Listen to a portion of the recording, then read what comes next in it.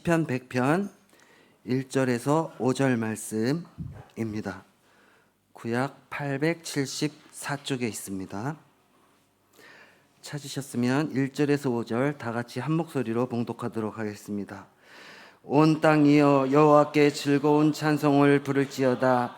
기쁨으로 여호와를 섬기며 노래하면서 그의 앞에 나아갈지어다.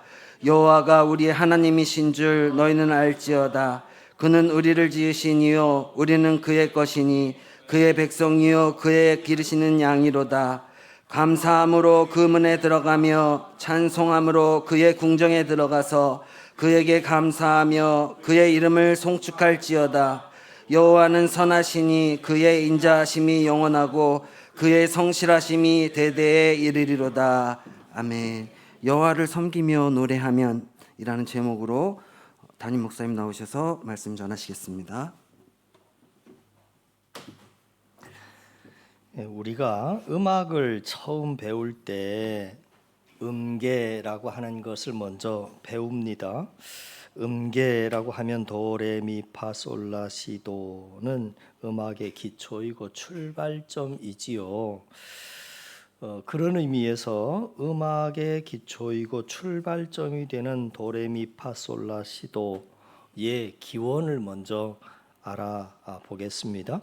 음계의 기원은 알려진 바에 의하면 10세기 말 이탈리아의 성직자 겸 음악가인 구이도 다레초라고 하는 사람이 세례 요한의 탄생 축일의 저녁기도라고 하는 곡의 가사에서 그 첫머리를 가져왔다고 알려져 있습니다. 그래서 이 도레미파솔라시도의 그 의미들을 좀 먼저 살펴보면 그러면 도는 도미너스라고 하는 단어의 약자입니다. 우리말로 바꾸면 하나님 또 주님이라고 하는 뜻을 담고 있습니다. 레는 레조 나레에서 왔는데 울림, 하나님의 음성이라고 하는 뜻이고요. 미는 미라 게스트룸이라고 하는 단어인데 하나님의 기적이라고 하는 단어의 약자입니다. 파는 파밀리투룸이라고 하는 단어인데 하나님의 가족, 하나님의 제자들이라고 하는 약자입니다. 솔은 솔베 폴로티, 그래서 구원, 하나님의 사랑의 약자이고요. 라는 라비, 하나님의 입술 또는 하나님의 사도들이라고 하는 약자. 그리고 시는 산타 테로 아네스, 그래서 성 요한을 의미하는 약자. 그러니까 음계의 원뜻을 찾아보면 모든 하나하나가 다 하나님과 연결이 되어 있다 하는 거죠. 하나님의 이름을 찬양하고 모든 입술을 통해서 하나님의 기적을 선포하는 내용으로 가득 차 있습니다. 그렇기 때문에 도로 시작해서 도로 끝나는 도레미파솔라시도는 나는 알파이며 오메가이고 처음이며 마지막이고 시작이며 마침이라 그랬습니다. 그러니까 화음 중에 가장 으뜸이 되는 도미솔은 하나님의 기적 같은 사랑을 의미하고 우리는 모든 학문과 예술의 근거가 하나님께 있다라고 하는 것을 확인하며 배우게 됩니다. 그렇게 음악을 위해서 도레미파솔라시도라고 하는 음계를 사용하고 우리가 악보를 읽지만 그 음계의 원래의 뜻을 다시 한번 정리하면 그 원래의 뜻은 하나님의 위대하심을 찬양하는 겁니다.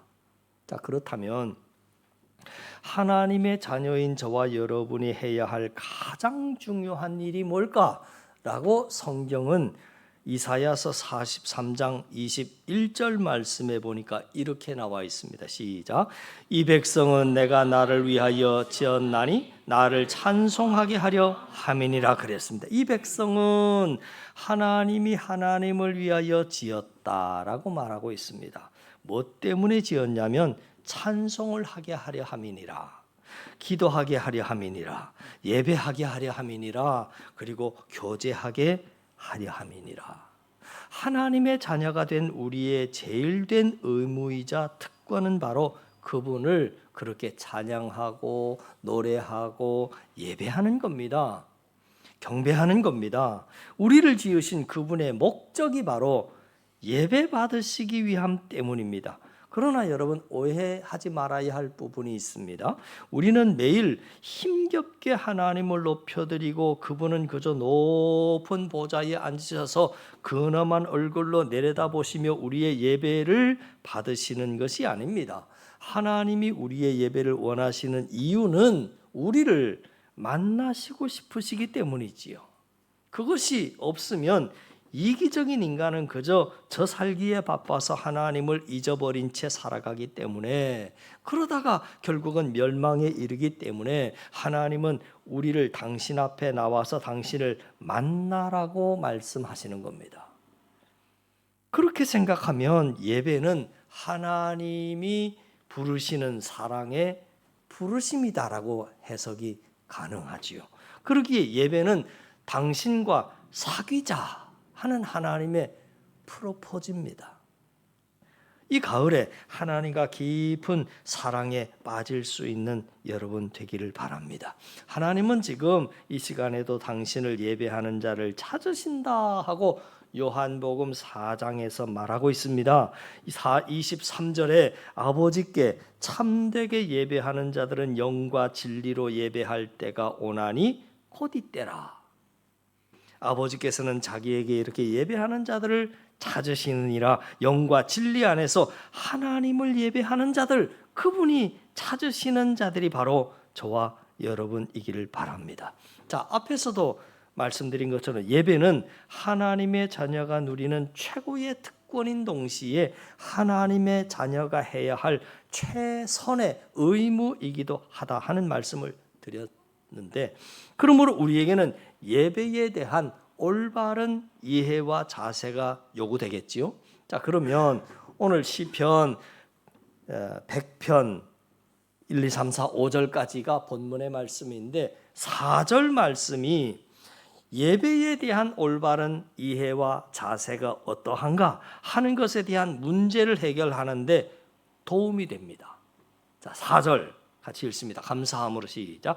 감사함으로 그의 문에 들어가며 찬송함으로 그의 궁정에 들어가서 그에게 감사하며 그의 이름을 송축할지어다. 그러니까 이 말씀에 보면 하나님 앞에 나가서 예배를 드리는 데에는 문과 궁정으로 나아가는 두 가지 단계가 있음을 말하고 있는데, 하나님이 계신 지성소에 들어가기 위해서는 먼저 문을 통과하게 되어 있는데, 그때 문을 통과할 때 감사함으로 그 문에 들어갑니다. 그리고 찬송함으로 그 궁정의 뜰 안으로 들어가서 그에게 감사하며 그 이름을 송축하라 하였습니다. 그래서 예배의 첫 단계는 감사함으로 나아가는 찬양이라고 오늘 성경은 우리에게 가르쳐주고 있는 겁니다. 하나님께 예배, 예수 그리스도로 말미암아 우리에게 이루어 놓으신 일, 지난 한 주간 동안 나에게 인도하시고 복주시고 동행하신 일, 그의 행하신 일을 의지하면서 나아가는 단계입니다.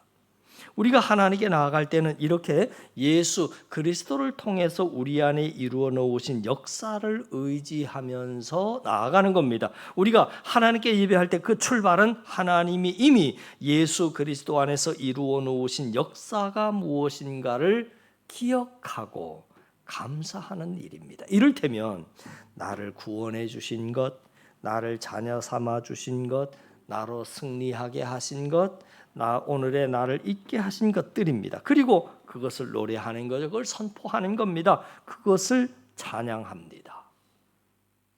그리고 예배의 두 번째 단계는 경배라 그랬습니다. 우리가 하나님 앞에 나갈 때 하나님이 내 안에서 이루어 놓으신 일을 노래하고 감사하면서 나가지만, 지성소 하나님의 보좌 앞에 이르렀을 때에는 하나님의 영광을 보게 됩니다. 그때는 하나님이 이루어 놓으신 일보다는 하나님 자신, 하나님 한 분만을 높이게 되는 겁니다. 그분의 은혜, 그분의 사랑, 거룩하심, 자비하시며 선하신 위엄의 하나님을 찬양합니다. 경외합니다. 그것이 곧 경배가 되는 거지요. 이처럼 우리는 언제나 하나님께 나아갈 때 두 가지의 단계를 따라 예배 드리게 됩니다. 먼저 하나님께서 우리에게 이루어 놓으신 일들을 기억하면서 나아간다. 하나님께서 나를 구속하시고 나를 자유케 하시고 나를 치료하시고 나를 새롭게 하시고 나를 힘있게 하셨던 일들, 나의 기도를 응답하시고 행하셨던 모든 일들을 기억하면서 그것을 감사하고 찬양하면서 하나님 앞에 나아가는 겁니다. 그리고 하나님 보좌 앞에 머물 때는 이제 더 이상 하나님이 하신 일이나 나에게 베푸신 일이나 그 어떠한 조건 때문에 찬양을 하는 것이 아니라 하나님의 하나님 되심을 경배하는 겁니다. 때문에 성경은 너희는 가만히 있어 내가 너희 하나님 됨을 알지어다 하신 말씀처럼 하나님께 가만히 집중하는 겁니다. 그리고 하나님의 영광을 보며 하나님 그분의 성품, 그분의 아름다움을 보기 시작하는 겁니다. 하나님 자신을 온 우주에 충만하신 그분 한 분만을 우리가 경배하는 것입니다. 그런데 우리는 보통 예배드릴 때 교회의 일반적인 틀과 일정한 형식을 갖춘 예배를 드립니다. 여러분도 아시겠지만 초대교회 이후에 중세를 지나면서 예배의 형식은 계속 바뀌어 왔습니다. 큰 골격은 그대로지만 세부적으로는 조금씩 바뀌어 왔습니다.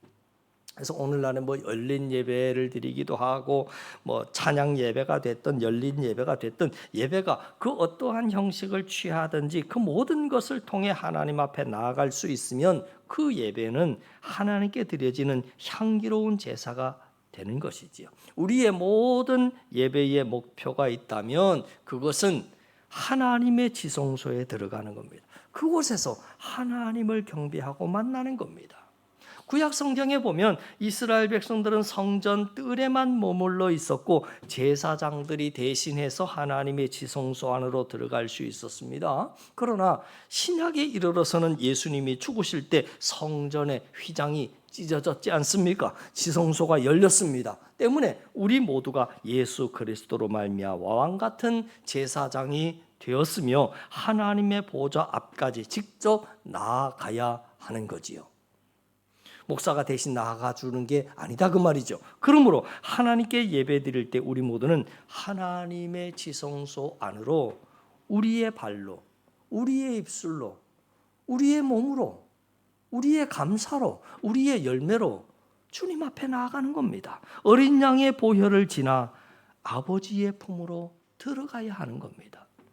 그곳에서 하나님을 경배하는 것, 그것이 바로 진정한 예배다. 성전의 뜰에만 머물러서는 안 될 것입니다. 예배가 지루하고 집중하지 못하고 감동이 없다라고 하는 것의 많은 경우는 예배자인 우리가 하나님의 임재 그 지성소에 들어가지 못하기 때문입니다. 그분을 만나지 못하기 때문이지요.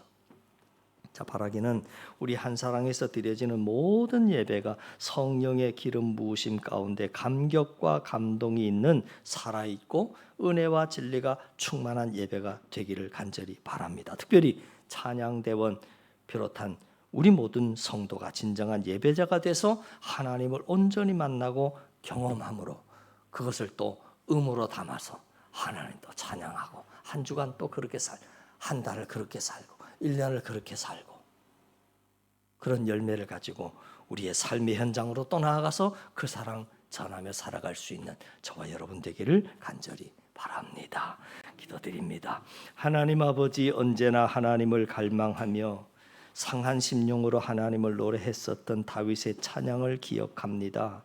굴곡 많은 그의 삶 속에서 하나님은 피난처셨고 구원의 뿌리셨고 요새였고 등불이었고 빛이었습니다. 오늘 이 시간 찬양으로 하나님께 나아가는 한사랑의 모든 삶이 다 그와 같기를 원합니다. 오직 영으로 저들의 삶 가운데 행하시는 하나님을 찬양하며 헌신하며 하나님과 동행하는 온 교회 성도 되게 하옵소서. 하나님을 찬양함이 참된 삶의 기쁨이 되게 하시고 소망이 되게 하시고 믿음이 되게 하옵소서. 세상에 감동을 전하며 하나님께 감사 찬송을 드리기에 합당한 믿음의 열매가 가득할 수 있도록 주님 도와 주시옵소서. 세상으로 나아가는 이 한 주간 동안도 당당하게 살아가는 한 주간 되게 하실 줄을 믿사옵고 예수님 이름으로 기도하옵나이다. 아멘.